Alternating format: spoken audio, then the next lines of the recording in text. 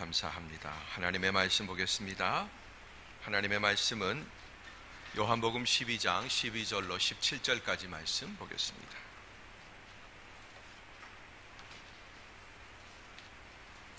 요한복음 신약성경 요한복음 12장 12절로 17절까지의 말씀을 한 절씩 교독하겠습니다. 다음 날 명절을 맞아 올라온 많은 사람들이 예수께서 예루살렘으로 오신다는 말을 듣고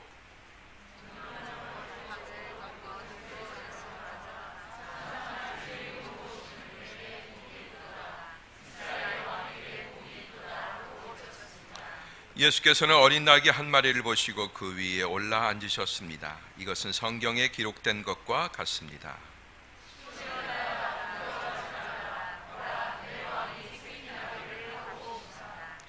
제자들은 처음에는 이 일을 이해하지 못했습니다. 그러나 예수께서 영광을 받으신 뒤에 비로소 이 말씀이 예수를 두고 기록한 것이며 또한 사람들도 예수께 그렇게 행했다라는 것을 깨닫게 됐습니다.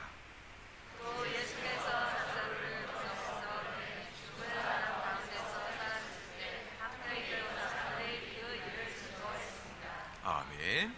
감사합니다. 오늘 말씀은 새 왕을 맞이하라 라는 제목의 말씀으로 여러분과 함께 은혜를 나누고자 합니다. 목사님 안 놓으셔도 됩니다. 괜찮습니다. 네. 제가 지난주에 핸드폰을 하나 샀어요. 새 걸로 샀습니다.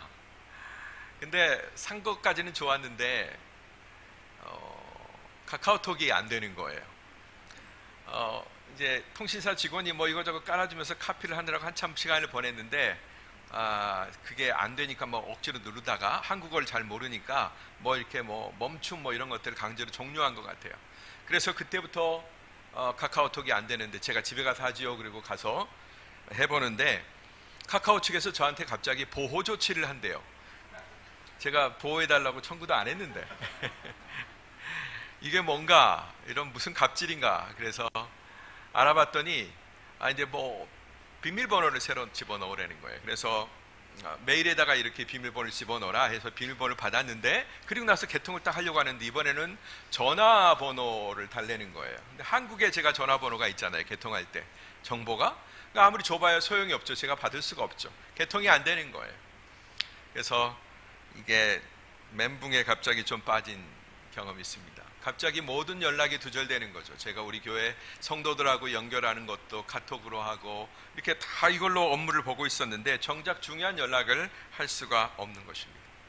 마치 제가 세상의 모든 관계로부터 그냥 단절된 것 같은, 고립된 것 같은 그런 느낌이 탁 오더라고요. 사실 별거 아니거든요. 수많은 SNS 가운데 뭐 페이스북도 있고 트위터도 있고 왓츠앱도 있고 뭐 여러 가지가 있는데 근데 그 중에서 하나에 의해서 제가 이렇게 거부를 당했다고 그렇게 절망할 노릇은 아닌데 우리가 대부분 다 그것을 공유하다 보니까 그것을 빨리 회복시켜야 성도들하고 또 가족들하고 관계가 복원되는데 다 끊어진 거예요. 참 속상했습니다. 해결하려고 몇 시간 동안 막 주무르면서 별짓 다 하고 똑같은 일을 반복해도 영 풀리질 않아요. 그래가지고 제가 나중에 화가 나가지고 요놈이에요 요놈. 그냥 연원을 갖고 바닥에다가 탁 팽개치려고 하는데 제가 너무 비싸게 주고 샀더라고요. 안 사도 될 걸 여기서 뭐 세금을 낸다고 하길래 그냥 날아가는 돈 좀 전략하자 해가 좀 보태서 샀는데 그걸로 인해서 이런 낭패를 당할 줄은 몰랐습니다. 하도 화가 나서 제가 버리려고 했는데 그 순간에 탁 버리려고 하는 순간에 아까운 마음도 들었지만 뭔가가 제 머리를 땅 하고 때리더라고요. 어떤 말로 저를 때리냐면 내가 너를 지배했어 이놈아 이런 말로 저를 때리더라고요. 가만 보니까 제가 이 카카오 얘한테 제가 지배를 당하고 있었던 거예요. 이거 아니면 인간관계를 못 맺고 소통을 못하고 있는 그런 가운데 제가 있는 거예요. 이거 하나 딱 마비시키니까 제 사역의 많은 부분이 탁 하고 멈추는 것을 제가 보게 되었습니다. 또 이런 느낌은 지난 주일에도 살짝 들었었어요. 우리 예배 같이 드리실 때 기억하시죠? 갑자기 전원이 탁 끝났죠. 정전이 되는 바람에 예배당이 깜깜해지고 우리 시청각 장비들은 다 먹통이 되고 그리고 또 우리가 온라인 예배를 방출해야 되는데 이 모든 것도 다 할 수가 없었습니다. 그때 제가 촛불 켜놓고서 성경을 보면서 그 짧은 순간에 한 생각이, 야, 이 좁은 공간 안에서도 내가 너무나 많은 것을 의존하고 있었구나, 이런 생각이 들더라고요. 보세요, 이 모니터 하나 안 되니까 우리 집사님 막 몇 분이, 목사님까지 나서서 막 키시려고 그러잖아요. 그러니까 이거에 너무 익숙해져 있는 거예요. 찬송가 가사도 이걸로 보고, 성경도 이걸로 보고, 사도신경도 이걸로 보고 고백하고, 다 우리가 여기에 매칭이 되어 있는 것을 보게 됩니다. 자, 이런 현대 문명의 세련된 혜택이 과연 누구를 위한 것인가, 이런 생각도 들더라고요. 내가 나를 위해서, 우리들의 편리를 위해서 만들어 놓은 이 세련된 그리고 편리한 이 현대 문명의 혜택이 과연 누구를 위한 것인가. 그리고 한 번 더 나아가서 바로 이게 주님의 임재와 무슨 상관이 있는가, 이런 생각을 해보았어요. 이 모든 것들이 과연 주님을 위한 건가, 이 예배의 주인공이신 주님을 위한 건가, 아니면 이 예배에 참여하는 나를 위한 건가, 이런 생각을 해봤어요. 답은 뭐 뻔히 나오죠. 우리들을 위한 것이었더라고요. 우리들을 위한 것. 그런데 오늘 본문은 전혀 다른 모습을 보여줍니다. 왕으로 오신 예수를 그들이 맞이해요. 예루살렘으로 이제 마지막 입성하시는, 지상사역의 마지막 시간을 두고 계시는 그 예수님을 이제 많은 군중들이, 예루살렘 시민들이 맞이합니다. 그런데 참 소박한 것으로 맞이해요. 뭐예요? 어린 나귀, 볼품없는 그 나귀, 그 다음에 그 위에 깔린, 아마 새 것도 아닐 거예요, 그들이 입고 있던 낡은 겉옷, 그리고 길바닥에 꺾여서 깔린 종려나무들. 뭐 하나 여러분 돈 들어간 게 없잖아요. 비싼 게 별로 없어요. 이런 소박한 것들을 가지고 주님을 맞이하는 예루살렘 시민들을 보았습니다. 그리고 그것에 대해서 주님이 너무 소홀하지 않냐, 이렇게 말씀하신 적도 없어요. 너무나 기쁘게 그들의 환영을 받으시며 예루살렘으로 입성하신 모습을 바라봅니다. 주님은 그런 소박한 것들의 환영을 받으셨지만 그러나 왕이셨어요.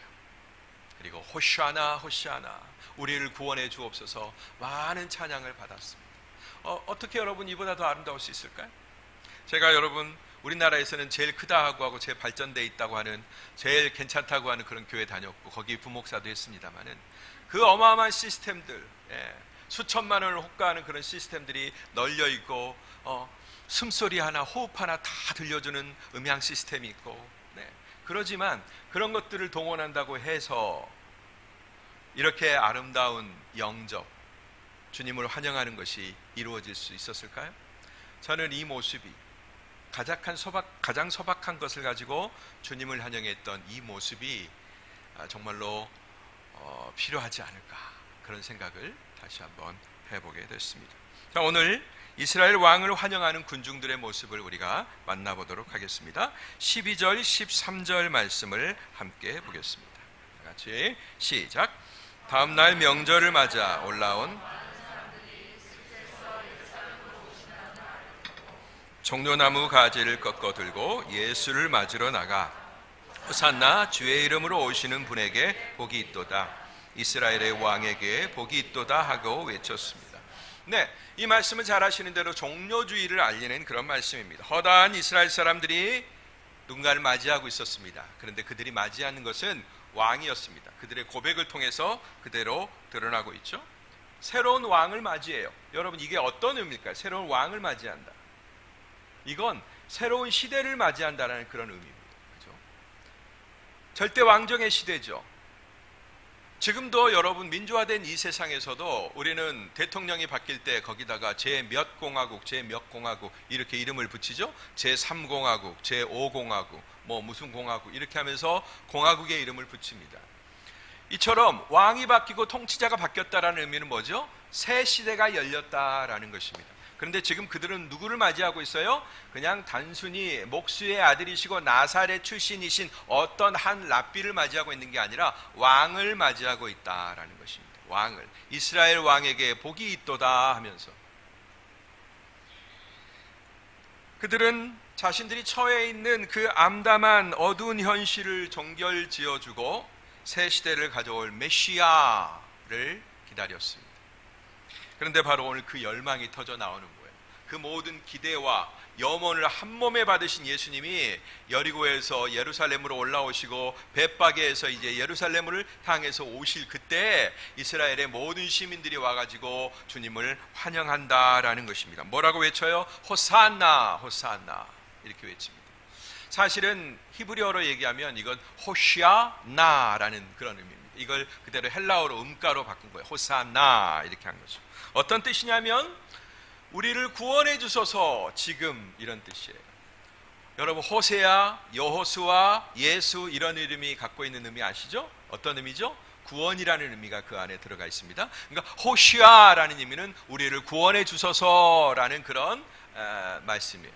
그리고 나는 지금 라는 뜻입니다. 지금 우리를 구원해 주소서 이렇게 노래하고 있는 걸 보게 돼요. 그리고 그 강력한 소망 뒤에 이렇게 외칩니다. 주의 이름으로 오시는 분에게 복이 있도다. 이스라엘의 왕에게 복이 있도다. 이렇게 얘기합니다. 주의 이름은 뭐예요? 그들이 계속해서 기다려오던 메시아 그리스도를 뜻합니다. 완전한 통치자로 오실, 다윗의 위로 오실, 다윗의 세계를 구현하실 완벽한 왕으로 오실 그들은 계속 기다리고 있었습니다. 그 왕 바로 그가 주시죠. 메시아. 그 다음에 이스라엘의 왕에게 복이 있도다. 자기들의 입으로 분명히 얘기합니다.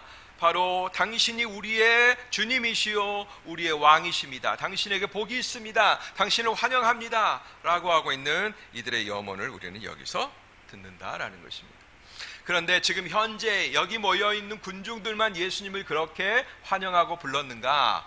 그렇지 않다라는 것. 이 일은 벌써부터 구약시대 때 선지자에 의해서 예언되어 있었습니다. 14절 15절 말씀 보겠습니다. 14절 15절 시작. 예수께서는 어린 나귀 한 마리를 보시고 그 위에 올라 앉으셨습니다. 이것은 성경에 기록된 것과 같습니다.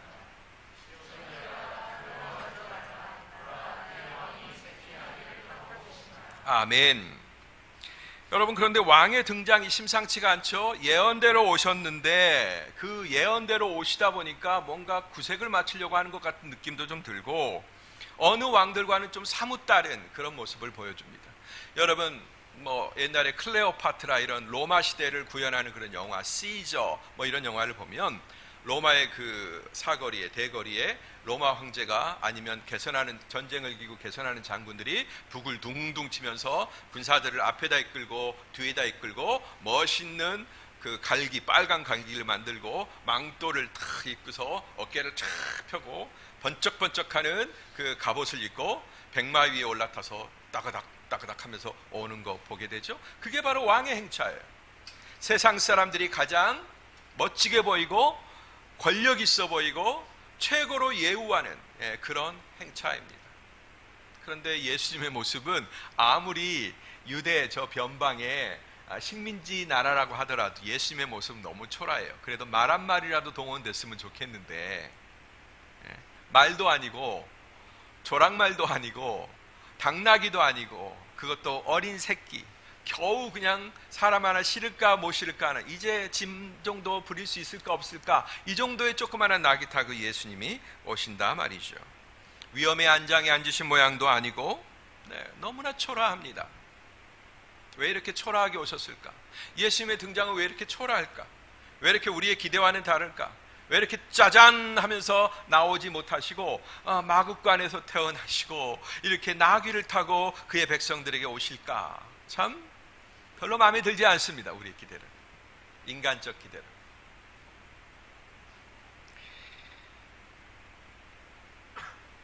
대장군의 모습도 아니고 왕의 모습도 아니지만 그러나 여러분 그 초라함 속에 사실은 위대한 왕의 능력이 숨어 있음을 보실 수 있게 되길 바랍니다. 오늘 제가 여러분 앞에 그분의 영광을 보여드리겠습니다.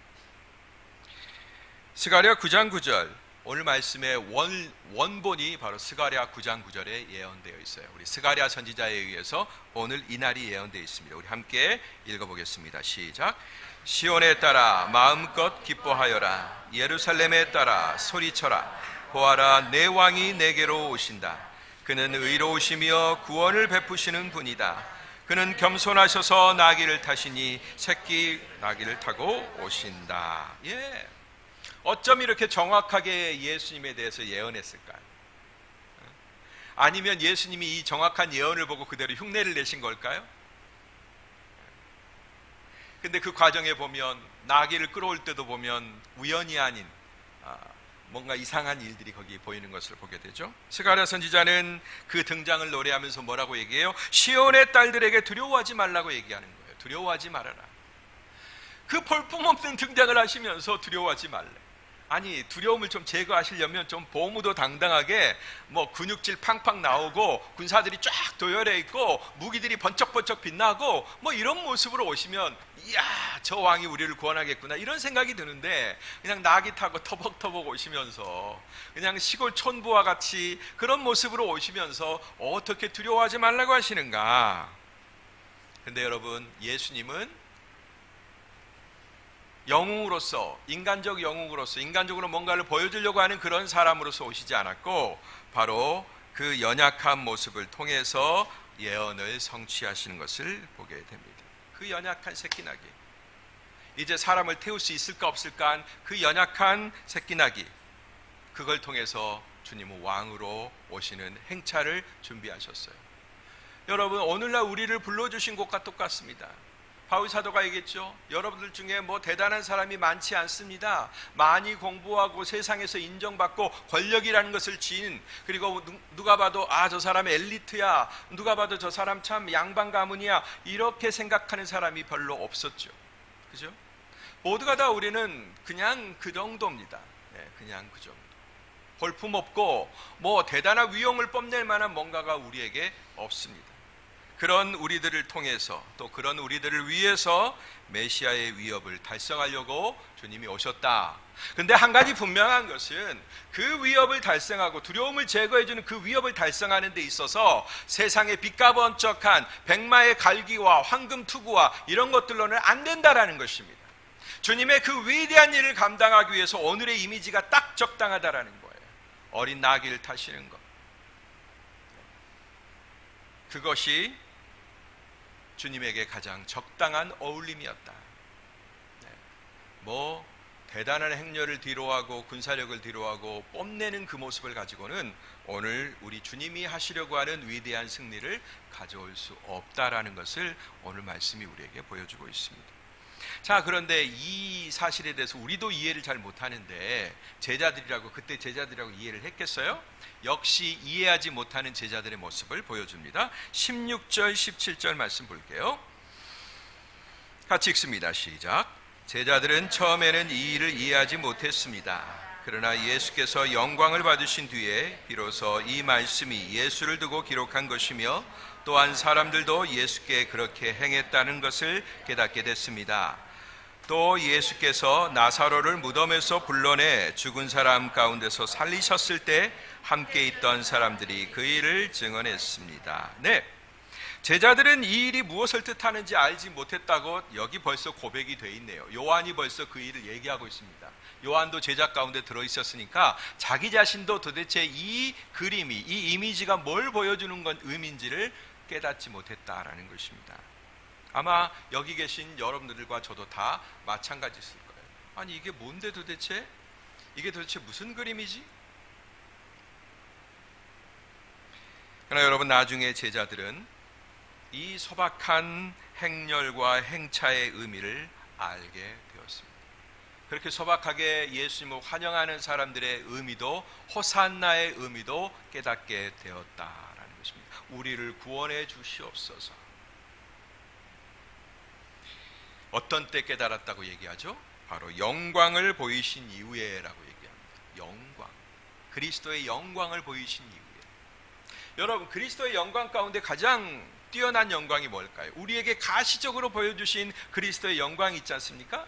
그 중에서 정말로 이 세상에 어떤 군왕들도 재현할 수 없는 그 영광이 있다면 그게 뭘까요? 네, 저는 마국간에서는 태어날 수 있을 것 같아요. 뭐 우리나라도 그런 거 있잖아요. 개천에서 용난다라는 그런 표현이 있잖아요. 그걸 뭐 자랑할 수 있습니다. 그리고 그걸 갖고 무슨 백두혈통이다 이렇게 자랑할 수도 있겠죠. 그죠? 그런데 여러분, 세상에 그 어떤 군왕도 흉내낼 수 없는 게 있습니다. 그건 바로 죽음을 이기신 예수님의 부활입니다. 아멘. 그게 어떤 왕도 구사할 수 없는 거죠. 어떤 왕도. 그 죽음은 빛과 번쩍한 투구를 쓰고 정복할 수가 없는 거예요. 날카로운 검을 가지고 정복할 수 없는 거예요. 뚜구둑 뚜구둑 뚜구둑 뛰는 그 백마, 그 엄청난 근육 갖고, 그 다음에 요란하게 달리는 전차를 가지고, 탱크를 가지고 구현할 수 없는 영광이다라는 것입니다. 부활의 영광은 어떻게 구현이 될까요? 부활이라는 것은 아버지 하나님께서 아들을 살려주신 것 아닙니까? 영원히 죽지 않는 몸으로 살려주신 것 아닙니까? 그렇다면 아버지에게 그 원인이 있죠. 아버지에게 순종하고 아버지가 원하는 죽음을 죽으신 그 예수 그리스도에게 하나님 아버지가 예수에게 주신 선물이고, 그로 말미암아 전 인류에게 주신 선물이다라는 것입니다. 그러므로 나귀가 되지 않으면, 비천한 자가 되지 않으면, 비천한 죽음 가운데, 십자가의 죽음 가운데 들어가지 않으면 이 영광은 구현되지 않는 영광이다. 이 영광 이후에 이 사건의 이미지가 뭘 의미하는지를 제자들은 깨닫게 되었다라는 것입니다. 근데 여러분, 우리는 여기서 그냥 어린 나귀, 겸손한 것, 비천한 것, 이것만 지금 떠올리는데요, 사실 여기에는 더 많은 의미들이 들어있다라는 것입니다. 아버지 하나님은 이 어린 나귀, 예수님이 타신 이 어린 나귀를 가지고 굉장한 일, 아주 놀라운 일을 하셨다라는 거예요. 제가 좀 마음에 안 드는 부분이 있었어요. 하나님의 말씀, 마음에 안 드는 부분이 아니라 이해가 안 되는 부분이. 아니, 그렇게까지 겸손이라는 것을, 그런 퍼포먼스를 동원하시면서까지 그렇게 우리에게 보여주셔야 되나? 안 그러면 우리가 모를까? 그리고 단지 이런 궁금증도 있었어요. 나귀 가운데 그냥 겸손이라는 이미지 그거 하나밖에 없을까? 그냥 자기를 낮추시고 세상의 화려한 군왕처럼 나타나지 않으셨다라는 그런 이미지 하나밖에 없을까?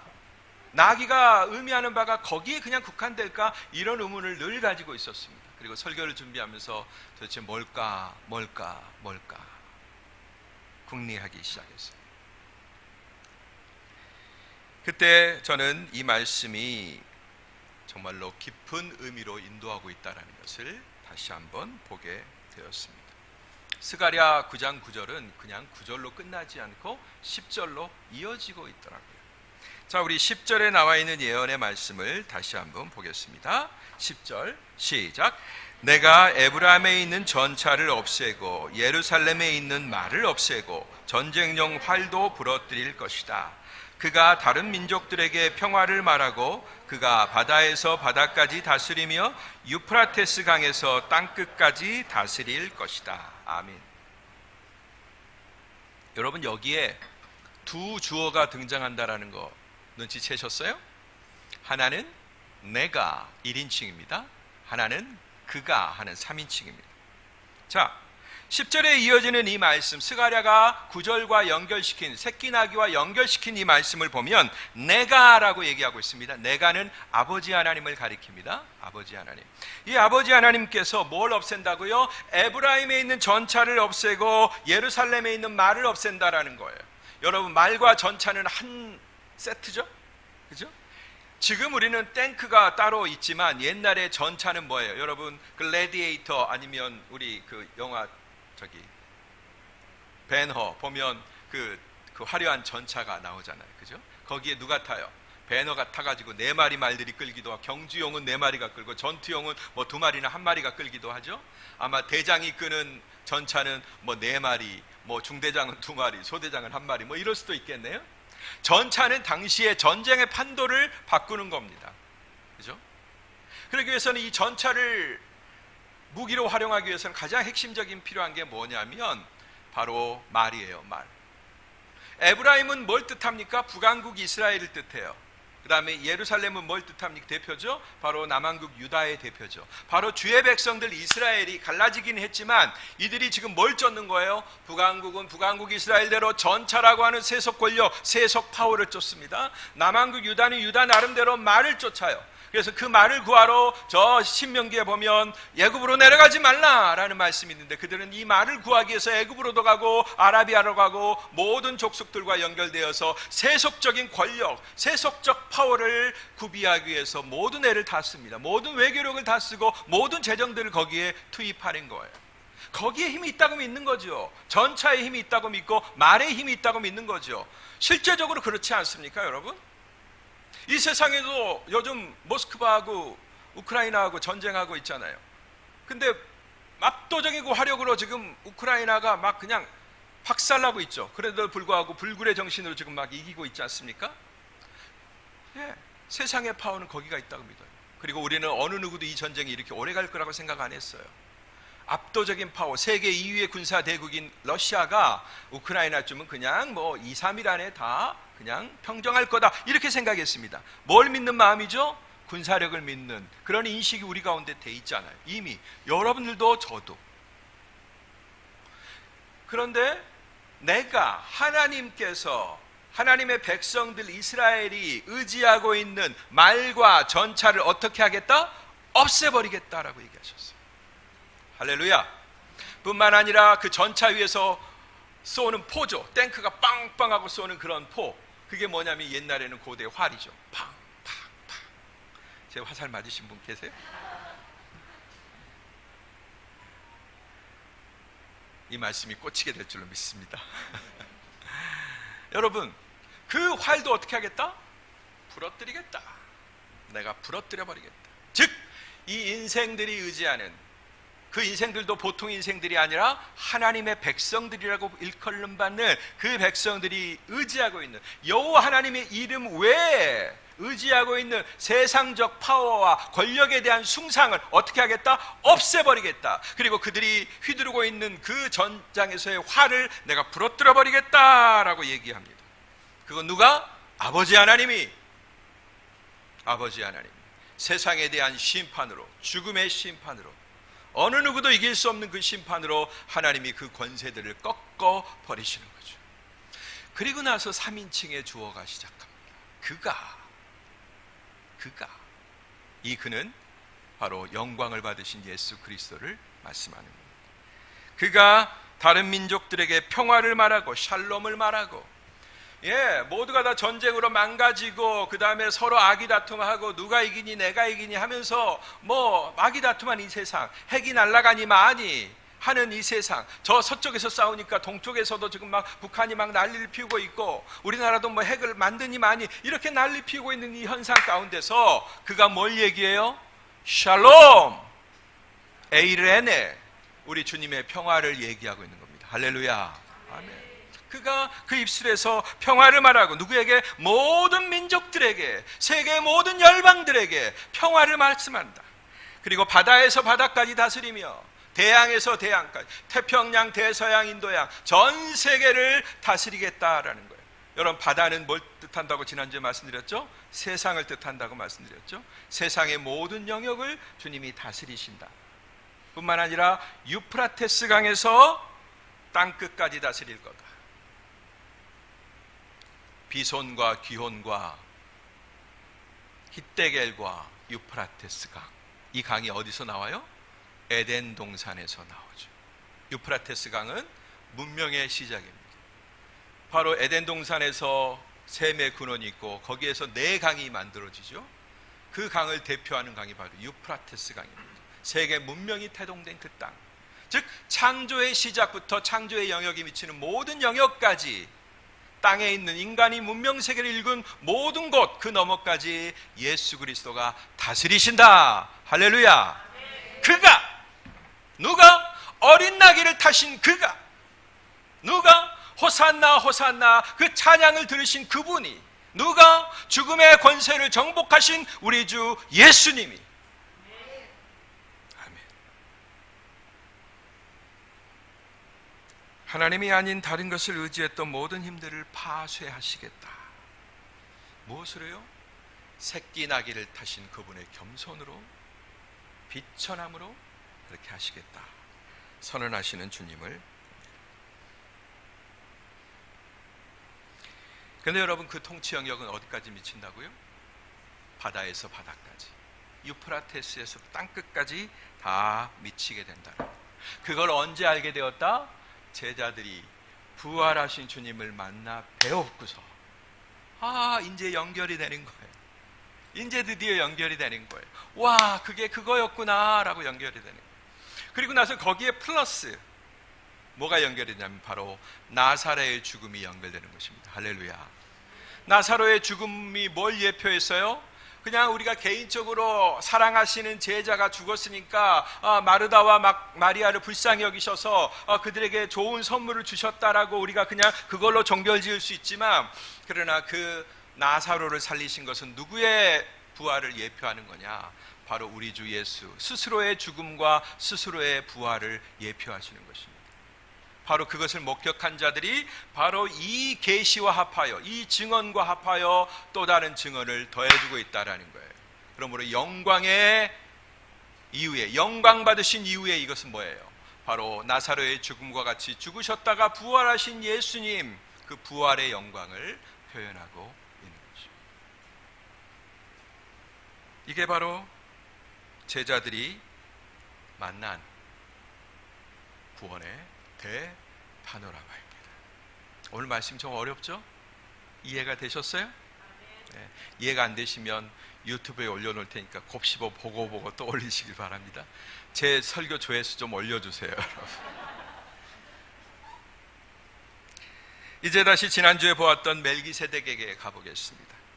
히브리서 7장 2절 말씀 보겠습니다. 다 같이 한 목소리 읽습니다. 시작.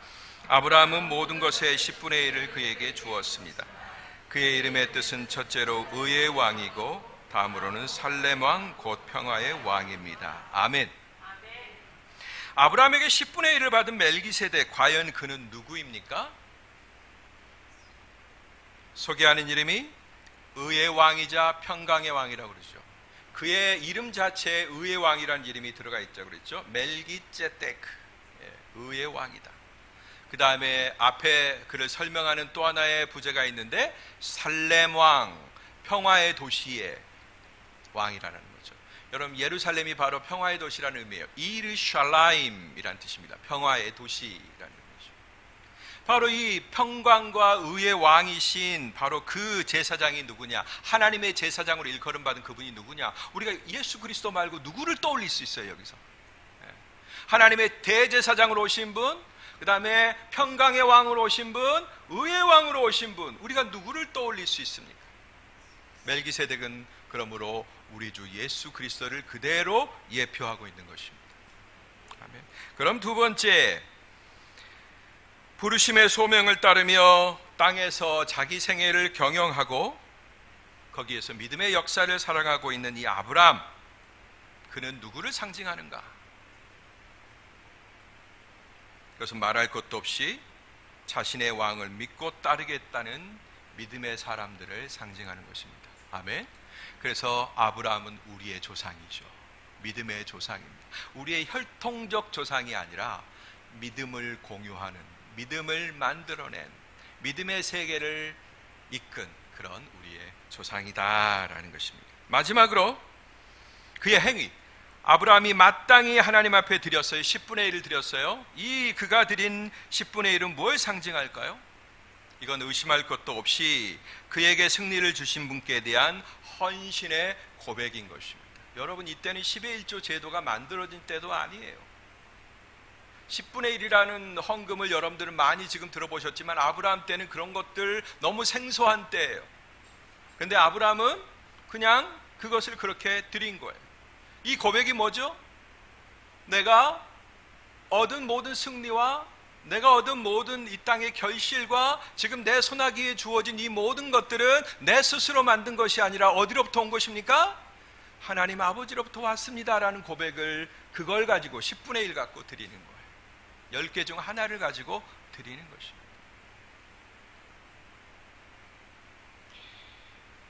주권과 결정권이 그에게 있다라는 고백이죠. 주권과 결정권 오직 그에게 있다. 우리는 왕으로 오신 분께 대하여 이 고백이 온전히 드려졌을 때, 우리에게서 그런 고백이 드려졌을 때 의의 왕이시고 평강의 왕이신 우리 주 예수 그리스도의 그 권력의 혜택이 누구에게 와요? 우리에게 오는 것입니다. 아멘. 대한민국 국민에게 대한민국 국민으로서의 혜택과 이런 것들이 주어지죠. 우리나라 여권 파워가 보니까 세계 3위, 2위 안에 든다고 그래요. 어딜 가더라도 영국 히스로 공항을 가도 우리 한국인만 탁 통과하는 그런 라인이 있대요. 저기 체코슬로바키아 가도, 체코에 가도 그렇고요. 세계 많은 나라들이 우리를 웰컴한답니다. 근데 여러분, 우리 여기 연세 드신 분들, 일찍부터 해외 여행 많이 해보신 분들 알겠지만 그때는 어떻게 해요? 무비자로 우리를 받아들이는 나라가 거의 없었죠. 그래서 외무부에서 여권 비자 한번 받으려면 얼마나 힘들었습니까? 그런데 지금은 프리예요. 세계에서 가장 많은 나라를 갈 수 있는 나라 중에 한 나라가 된 거죠. 모든 사람들이 웰컴하는 나라가 된 거죠. 뭐예요? 우리나라의 권력, 대한민국의 권력이 지금 미치고 있고 우리는 그 혜택을 보고 있는 것입니다.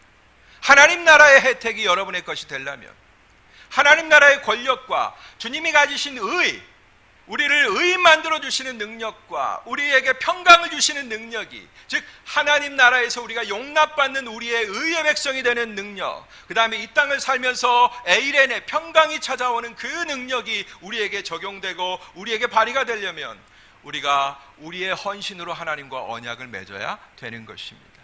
이게 주의 백성의 마땅한 도리죠.